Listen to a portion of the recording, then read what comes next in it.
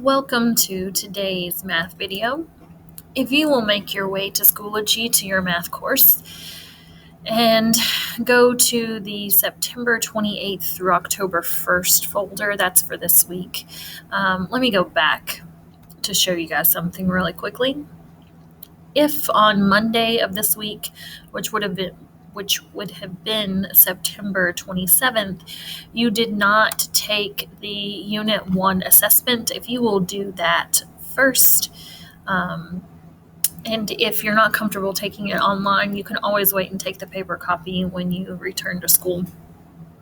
But that was was the Unit 1 assessment. So that brings us to today's September 28th through October 1st. So this will get us from Tuesday until Friday. September 28th's folder has an assignment in there for Unit 2, Lesson 7. So with Unit 1, we finally finished that one up. We talked about area, we talked about surface area, we talked about expressions and exponents, and we even moved into some greatest common factor and least common multiple. Well, with today's lesson, for Lesson 7, we are going to be looking at how to add, subtract, multiply, and divide decimals. And this is something that you've been doing since 4th grade. And what we want to do is to continue on with that and use something that is referred to as the standard algorithm. So once you get into your assignment, if you will open it with Kami, you will see today's standard to fluently add, subtract, multiply, and divide multi-digit decimals using a standard algorithm for each operation. So that's the goal today. We're going to start with 2 start problems. These are 2 most missed questions from our common assessment that we took a little while back. So for this one, I want you to pause the video and then solve the 2 problems and then come back. So looking at number 5 here, it says Corey has a garden in the shape of a square. The garden covers 36 square feet. What are the possible dimensions of the garden? So part of the key here is that it is a square garden. Squares have equal sides all the way around. So if we have an area of 36, well, area is length times width for a square. So we need 2 sides that are exactly the same measurement that we can multiply together to get to 36. So in this case, a double with multiplication, that gets us to 36. And that is going to be 6 by 6. Because 6 times 6 equals 36 square feet.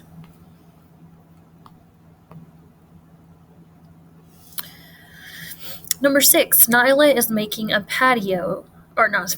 painting to hang in her room. She is going to start by painting the entire canvas blue. It will take 2 coats of paint for Nyla to get the shade of blue she wants. The canvas is 5/6 of a yard long and 1/3 of a yard wide, as shown in the diagram. How many square yards of canvas will Nyla paint with the first 2 coats of blue paint? So 2 coats, so whatever our area is here, we want to paint it twice. All right, so just keep that in mind as we're solving this problem. So this is a rectangle. The area of a rectangle is length times width. So we would do 5/6 times 1/3. And remember, when we are multiplying fractions, we multiply across the top and we multiply across the bottom. 5 times 1 is 5. 6 times 3 is going to give us 18. And again, she wants 2 coats of paint. So we are going to times that by 2. Anytime we're multiplying a whole number by a fraction, we can always place the whole number over 1 to make it a fraction. Now, you can go ahead and multiply across the top and then the bottom, or you can simplify before you multiply because fractions are division. So 2 and 18 share a factor of 2. 2 divided by 2 is 1. 18 divided by 2 is going to be 9. When we multiply across, 5 times 1 is 5. Oops, sorry. 5 times 1 is 5, and 9 times 1 is 9. So we have 5/9 of a yard squared. So those are the answers to our start problems. Now, remember our standard that we're working with today says that we are going to be able to add, subtract, multiply, and divide decimals using what is known as a standard algorithm. So there are 2 note slides that we are going to do today. If you have your math spiral with you, then I would like for you to record this in your math spiral. If you don't, that's okay. Just you can write it on the screen, but at some point you will need that in your math spiral. So, adding decimals. It says first, line up the place values. Second, add each value starting with the lowest place value. So I have my decimals there in my example. I have 523 and 45 hundredths plus 25 and 3/10.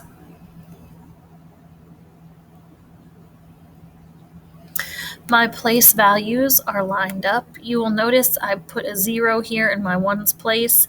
It doesn't change that decimal number. It just gives me a placeholder for my numbers so that I can make sure they're lined up correctly. I want to start in the lowest place value, so I'm starting here. 5 plus 0 is 5. 4 plus 3 is 7. And I want to bring down my decimal point. 3 plus 5 is 8. 2 plus 2 is 4. And then we have our 5. So we have 548 and 75 thousandths.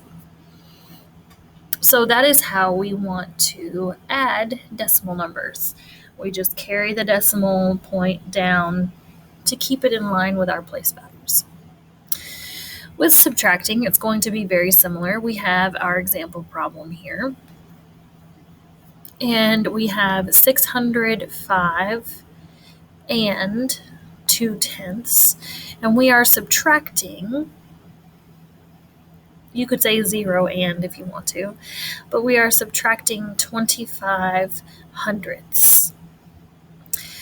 We want to put our 0 here so that we have a ones or a hundredths place there to subtract from for the 5.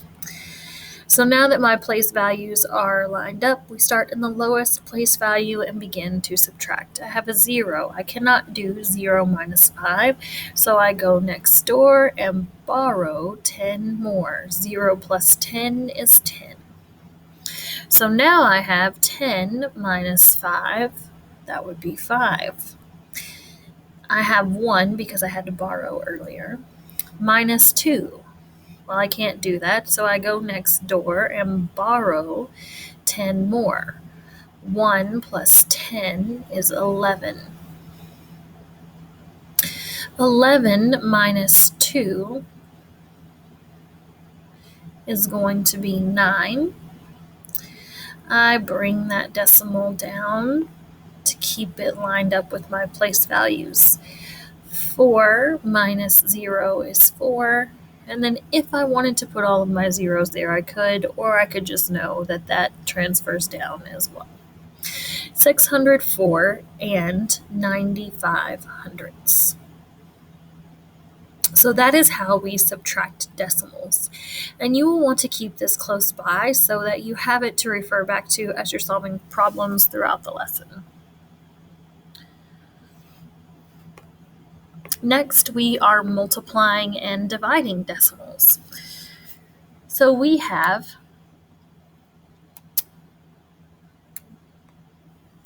67 and 34 hundredths times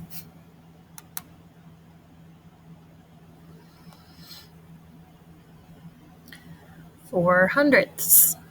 And again, we do want to line up our values, our place values. Then we multiply the numbers as if they're whole numbers.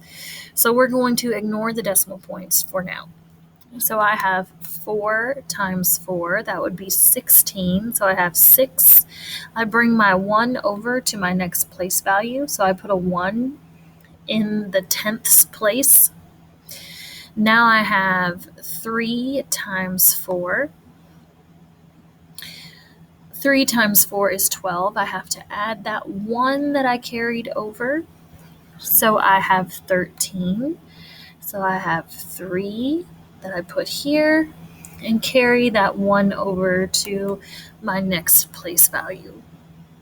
Now I have 7 times 4. 7 times 4 is going to be 28. Plus 1 more is 29. 9 comes down here, and then my 2 is carried over to the next place value. Just like when you were younger and you had to, anytime you had more than 10 in your ones place, you had to move it over to the next place value. It's the same thing with these numbers. So now I have 6 times 4. 6 times 4 is 24, plus 2 more would be 26. I don't have a place value to carry that to, so it just continues down into my answer.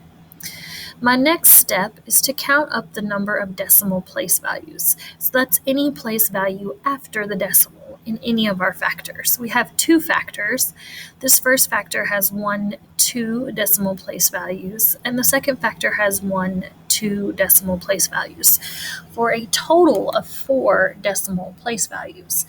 So we want to start here, and we want to make sure that our number has 4 decimal place values. And that is where we would want to place our decimal. So our product here, after we have multiplied our decimal factors,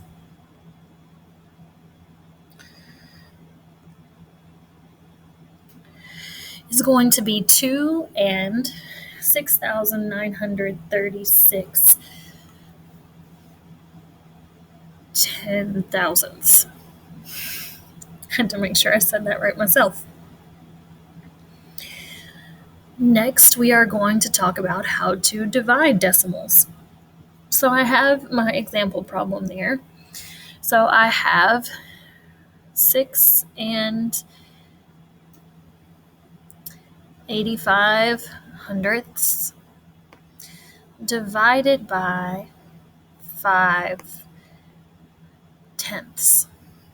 Now, after I set up the division, I want to then take my decimal point and move it over so that I'm dealing with a whole number divisor.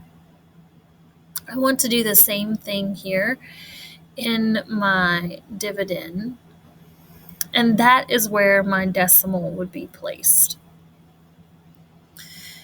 So then I continue on with dividing.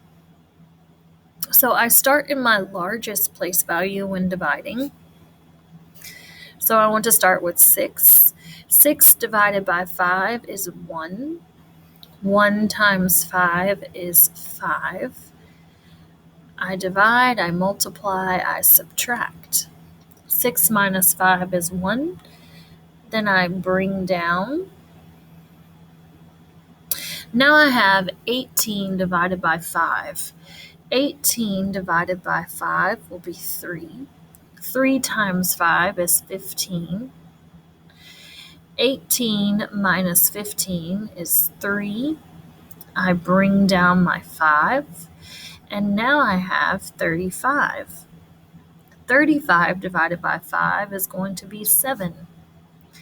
7 times 5 is 35. So now I subtract and I get 0. So my quotient here is 13 and 7/10. So that is how I multiply and divide decimals. In all of these examples, we used a standard algorithm.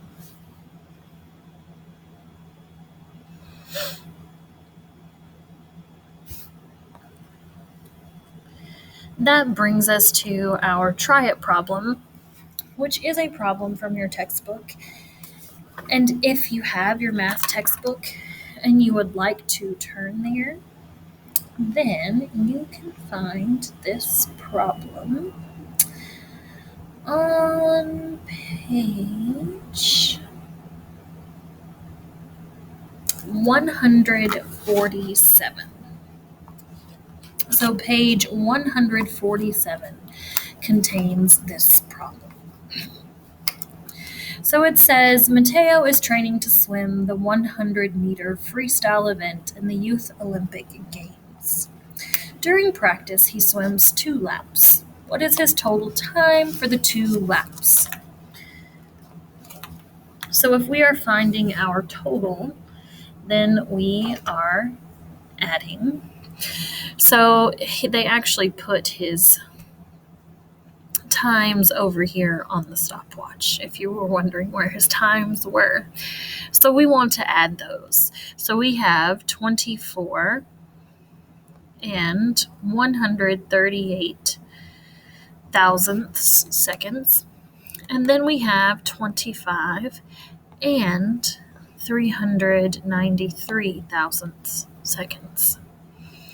Now remember to line up your place values. Keep everything nice and orderly when you're doing these. And it says the total, so we are adding. And we want to start with our lowest place value. So 8 plus 3 is 11. You put your 1 in your ones place and carry the 1 over from your tens place with 11. Then we have 3 plus 1 is 4. Plus 9 would be 13. So we put our 3 here in the tens place and carry our 1 over because we have 10 more.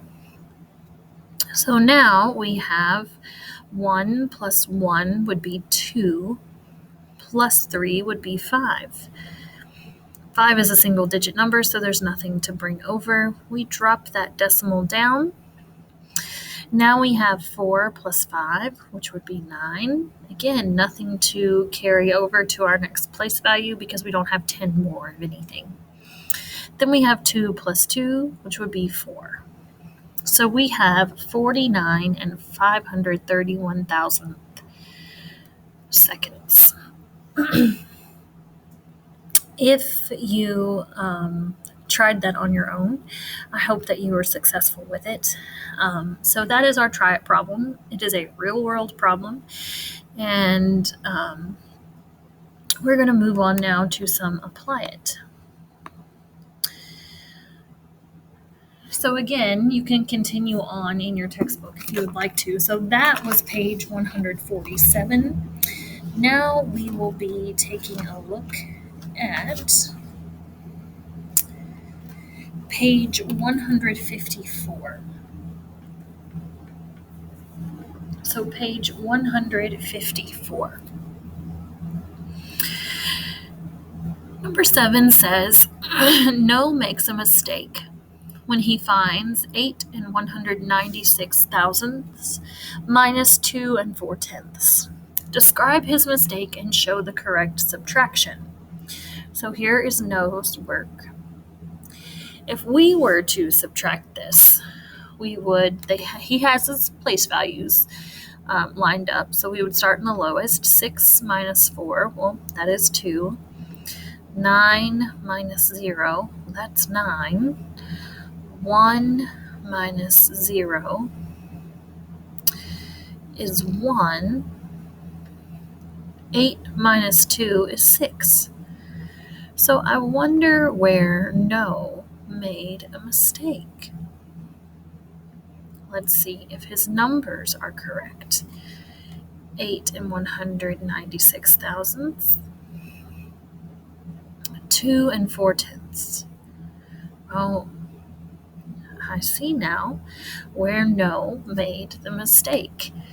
If we are writing this, No wrote the first decimal number correctly. However, when we're writing 2 and 4 tenths, we can't place decimals before that 4, zeros before the 4. We have to place the zeros after the 4. So that was No's mistake. So we describe his mistake, and now we show the correct subtraction. 6 minus 0 is 6. 9 minus 0 is 9. We have 1 minus 4, which we can't do, so we have to go next door, borrow 10 more. 1 plus 10 is 11. 11 minus 4 is going to be 7. Bring our decimal point down, and then 7 minus 2 is 5. So 5 and 796 thousandths. Now let's take a look at number 8. Number 8 is an expression. It is an expression with a value. Remember, if you are asked to evaluate, then if your expression has a variable, such as m, then you are going to be replacing the variable with the value that they give you. So in this case, we have m minus 7 and 432 thousandths. And we want to replace m with the value that they give us, 15 and 45 hundredths. So we want to line up our place values.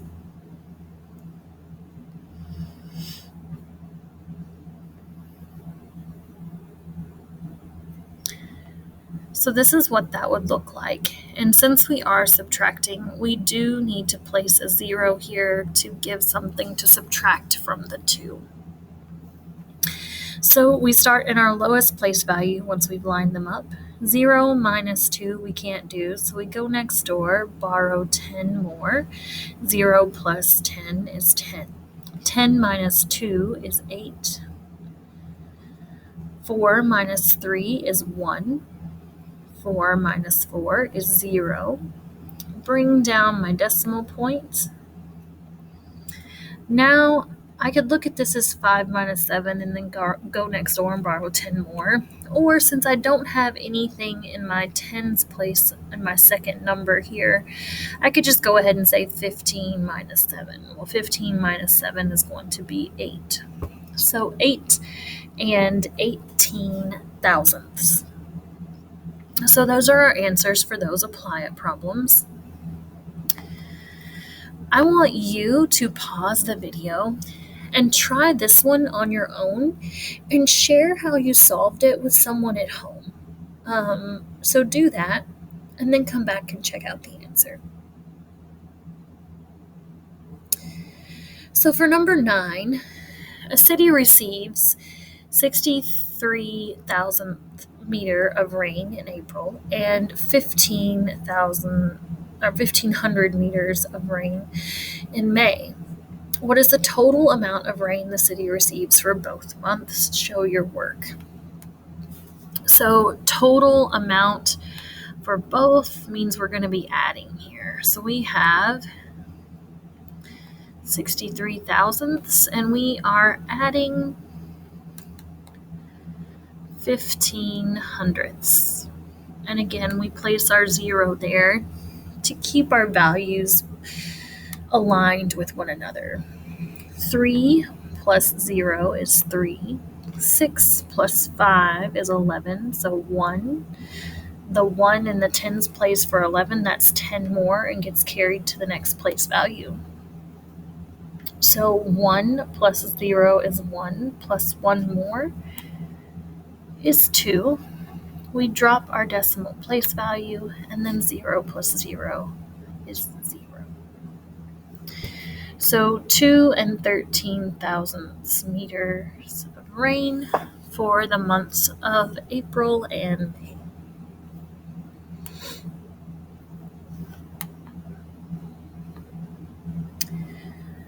These next apply it problems I would like for you to try on your own, and ask for some help at home if there's somebody there available to help. But I do want you to try them on your own. I will go through in just a moment and make sure that you're getting the correct operation that you're supposed to perform with each of these, but I do want these done on your own as much as possible.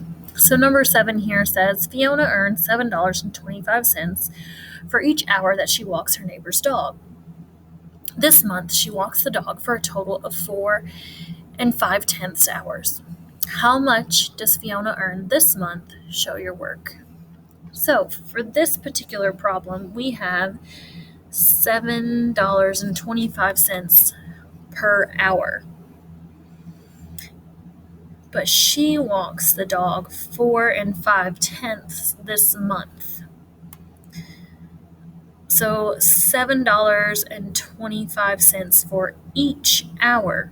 So it would be like saying $7.25 for 1 hour, $7.25 added to that, plus $7.25, plus $7.25. So repeated addition is the same thing as multiplication. Oops.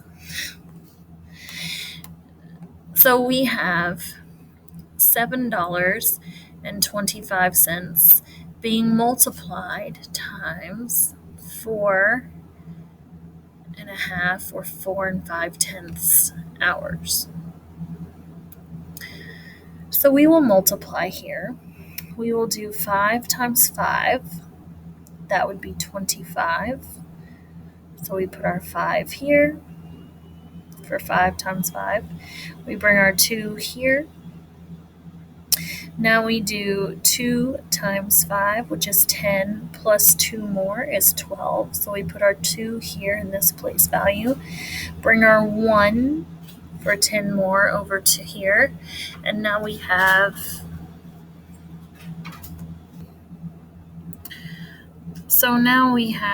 7 times 5, which would be 35, plus your 1, which would be 36. We're done with our ones place, so we're moving over to the tens place, and we want to multiply all of our top values by the 4. So we place a 0 here if we're doing standard algorithm, and we then say 5 times 4. 5 times 4 is 20, so you have a 0, and your 2 gets brought over to your next place value. Now you have 2 times 4, which would be 8, plus 2 more is 10. So 0 and the 1 gets brought over to your next place value. Now you have 7 times 4, which would be 28, plus 1 more would be 29. Now you add 5 plus 0 is 5, 2 plus 0 is 2, 6 plus 0 is 6, 3 plus 9, you have 9, 10, 11, 12, so 2, carry your 1, 1 plus 2 is 3. Now I go back to see how many decimal place values are in each number. I have 1, 2 in my first factor and 1 in my second factor, so that is 3 decimal place values. So final product here is 32 and 625 thousandths. So this is money. So Fiona earns $32 and about 63 cents. B says, did you round your answer to problem 7A, why or why not? So yes, we should round this, and that is because we are dealing with money, and money, our change goes up to the hundredths place, but not beyond. So we would say that she earned around $32.63. So that is our answer for number 7. Number 8, what is the value of the expression x squared y when x equals 8/10 and y equals 3 15/100? So x squared, remember the exponent stays with the variable that it is with, and then we're multiplying that times y. Well, x is 8/10, and we are squaring that. Then we will multiply that times 3 15/100. So 8/10 squared. So we would say 8 times 8. Well, 8 times 8 is 64. And it would be 8/10 times 8/10. This has 1 decimal place value. If you multiplied it times itself, that would be 2 decimal place values. So we're looking at 64 hundredths here. And we want to multiply that by 3 15/100. So you want to come over, and I would do it in this way. Because it is multiplication, it doesn't matter what order you multiply the factors in. It just matters that you multiply the correct factor. So I would multiply in this way. Now, if the standard algorithm that I did with the last problem is not making sense to you, you can always do partial product. So what that does is you take each value in your second factor and multiply it times each value in your first factor. So you would do 4 times 5, well, that's 20. 4 times 1 is 4. Not 4 times 1, 4 times 10. So 4 times 10, because the value of this 1 is 10. So 4 times 10 is 40. And then 4 times 300, because remember, we're pretending as though these are whole numbers until we're done multiplying. So 4 times 300, that has 2 zeros, and then 4 times 3 is 12. So that takes care of multiplying 4 times each value in the other factor. Now we want to multiply the value of this 6. Well, the value of that 6 is 60. So 60 times 5, that would be a 0, and then 6 times 5 is 30. Then we have 60 times 10. Well, that would be 2 zeros, and then 10 times 6 is 6. 1 times 6 is 6. Then we have 60 times 300. Well, that would be 3 zeros, and then 6 times 3 is 18. So we would add all of that together, and we would have a 0 in this place value, and then 2 plus 4 is 6, plus your zeros would be 6. Then we have 2 plus 3 is 5, plus 6 more is 11, so 1, and then carry your 1 over. 1 plus 1 is 2, plus 8 is 0, not 0, but 10, 0, carry your 1 over, and that would be 2. Now we look to see how many decimal place values are in each factor. This one has 2 numbers in decimal place values, and this one has 2 numbers. So we want 4 decimal place values in our answer. So our final answer should be 2 and 16 thousandths. You could leave the 0 there, but you'll notice none of your answer choices have it. So if the 0 is on the end of a decimal number, if it's after the decimal point, you can just leave it off. So we would get C here for our answer. It doesn't matter if you use standard algorithm or if you use partial product for me. For right now, we are working on moving toward the standard algorithm.